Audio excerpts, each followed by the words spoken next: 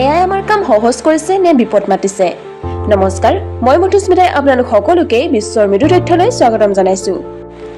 আপোনালোকে ভাবিছেনে যে যিটো কাম কৰিবলৈ আমাক এঘণ্টা সময় লাগে, সেই একেই কাম এটা যন্ত্ৰই মাত্ৰ কেই ছেকেণ্ডমানত কেনেকৈ কৰি দিব পাৰে? হয়, মই এআই বা কৃত্ৰিম বুদ্ধিমত্তাৰ কথা কৈছো, কিন্তু আমাৰ বাবে সুযোগ নে ভাবুকি?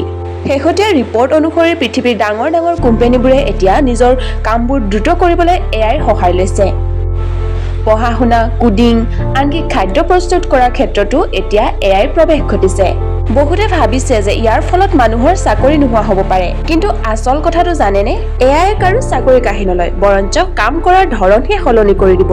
বিশেষজ্ঞৰ মতে যিসকলে এআই ব্যৱহাৰ কৰিব নাজানে তেওঁলোকে পিছ পৰি ৰ'ব। সেয়েহে আমি নতুন প্ৰযুক্তিৰ পৰা ভয় খোৱাৰ পৰিৱৰ্তে ইয়াক শিকিব লাগে। ই আমাক এজন সহায়ক হিচাপে কামত সহায় কৰিব। গতিকে বন্ধুসকল, সময়ৰ লগত নিজক সলনি কৰক আৰু নতুন দক্ষতা আয়ত্ত কৰক।